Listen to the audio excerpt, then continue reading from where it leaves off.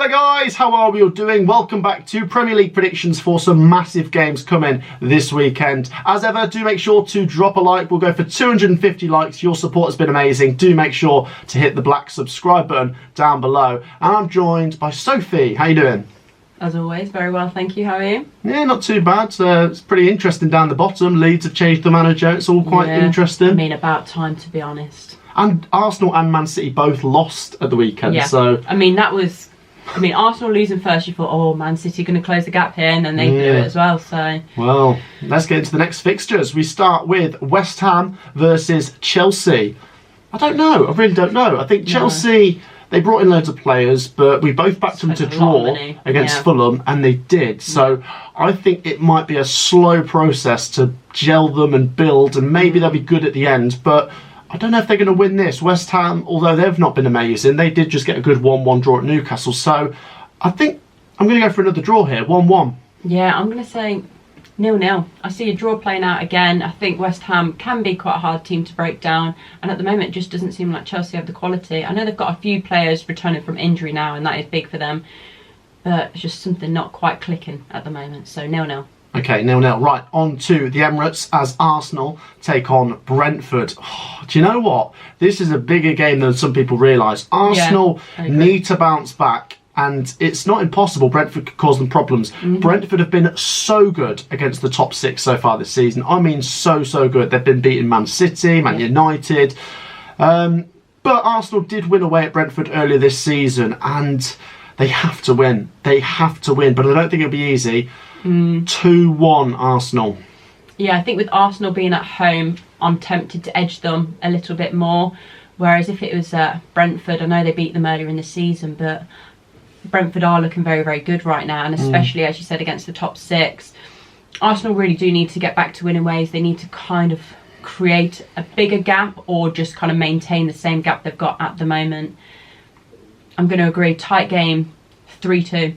3-2, wow. That would be a crazy game, wouldn't it? Be crazy. Okay, on to Crystal Palace versus Brighton. Tense affair, this one. Palace, although they lost at Manchester United, I thought were quite good at the end. Obviously, when Casemiro got sent off, they battled.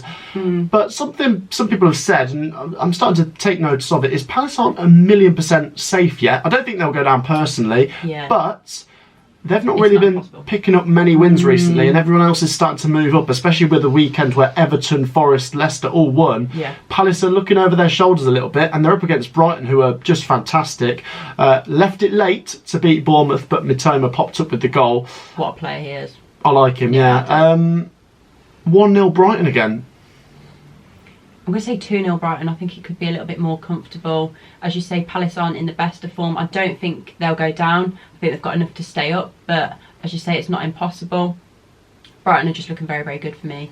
So 2-0. 2-0. Right, on to Craven Cottage as Fulham take on Nottingham Forest. The two best performing teams that came up last season. Bournemouth not keeping a pace with these two. Fulham have been brilliant, and Forest are really starting to be brilliant. They're unbeaten in 5 games. They are better at the City Ground, as I keep saying, so it's a tall ask to go to Craven Cottage and win, but they did do it towards the end of the Championship last season when they won 1-0.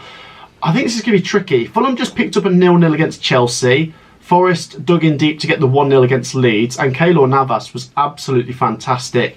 I think they could have another game where he pulls out some good saves, and it might be able to get them a point. I'm going to go for a 0-0, which I think is a decent result for Forest. Not great for Fulham, but I think it could be close. Yeah, so I'm going to back a draw as well, but I'm going to say 1-1, and I wouldn't be surprised if like Fulham went 1-0 up and you think, oh, that's it then, and then Forest get a late equaliser, and I think that'd be a good result for Forest, especially kind of like the form they're going in at the moment. It's another point. Not the best result for Fulham, but not the worst either. So 1-1. 1-1, yeah, I agree. On to the King Power. Leicester City take on Tottenham. We didn't back either of these to win last time out, but we've got to talk about it. Leicester winning 4-2 at Aston Villa. They are better away than they are at home, which is quite interesting. Spurs, meanwhile, with a really big win over Man City, and they'll have seen Newcastle dropped points against West Ham. Spurs will be keeping an eye on the top 4 race, and can they get in there? I think they might pinch this. I feel harsh backing Leicester to lose after such a good win, but Spurs need the win probably a little bit more. 2-1. Yeah, I think this could be quite a low-scoring, tight game, but I I think the only team that's going to break the deadlock for me is going to be Spurs. So I'm going to say 1-0. 1-0, yeah, really tense affair maybe. This is massive then. Down to St Mary's, Southampton versus Wolves. Southampton, Nathan Jones coming out with a bit of a weird press conference. And I'm not really keen on him. Post-match thoughts, no. I think after seeing Jesse March go, I think he's the next manager under pressure. The next manager to March, I like that. He needs a result. I think he probably needs to win this with the position Southampton are in. And I don't see it happening. Not against Wolves, who just beat Liverpool 3-0. They'll be so high on life. They'd only scored 12 goals going into that game, then out to 15. So 20% of their goals this season was in that one game against Liverpool. Unbelievable. I think they're going to edge this 1-0 Wolves. Yeah, I actually think this is a bit of a tougher game for Wolves coming up against Southampton. But sounds terrible, doesn't it? But I do think Wolves are going to pick up another 3 points. For me, they're going to win this 2-1. 2-1. It's a massive game, isn't it? It is, yeah. Another team down near the bottom are AFC Bournemouth, and they host Newcastle United. So Newcastle will want to go back to winning ways, and it's a massive opportunity. If Newcastle drop points here, then Spurs are really going to try and close the gap on them.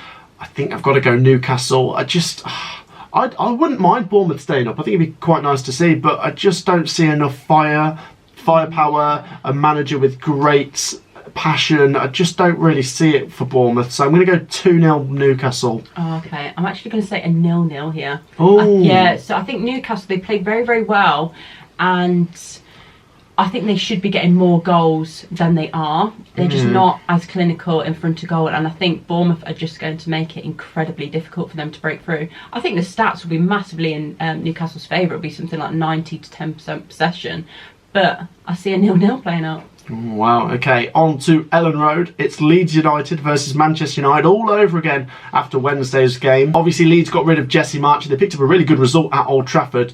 Now it's at Ellen Road.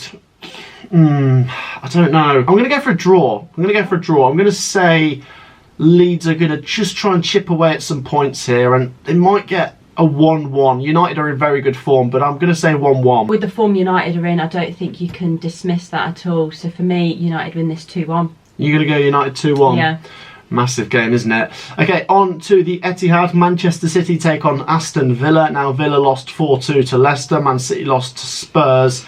They'll both want to go back to winning ways, but you've got to admit Man City need the 3 points desperately more than Aston Villa. Villa obviously want to finish as high as they can this season, but they're kind of that team right in the middle that, they're not desperately after points compared to teams that are in a title race or fighting for the bottom 3 survival. I think I'm gonna go Man City. They need to win. If they don't win this, then they might as well just give the crown to Arsenal now. Man City 2-0.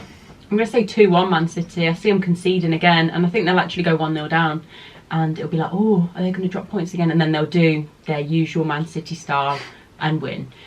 So for me, Man City win this 2-1. 2-1, okay, and save the best till last maybe. Monday night, Anfield, Liverpool versus Everton. Do you know what? A couple of weeks ago, I don't think I'd be saying this, but I'm going to say 1-1. I think Jurgen Klopp and Liverpool are just in a mess. I don't know what the remedy is, but if they want to stand by Jurgen Klopp, I think things could come good, but they might have to wait for a little while. But you look at Everton after just one game with Sean Dyche, you're not just trying to react to what was a great win and say they're going to now get another great result, but I think they're going to have more confidence than Liverpool coming into this game. They've got nothing to lose. And I think they'll get a 1-1, as I say. I think they're going to be a bit more solid. Obviously, Sean Dyche has got McNeil and Tarkowski, who linked up for the goal. And if they're defensively sound, if they can keep Salah quiet, I'm going to go for a draw. So going into this game, well, even before Everton actually signed Sean Dyche, when we were talking about it, I said if they get him in, I reckon they'll stay up. And I mean, his first game in charge is looking likely, to be honest.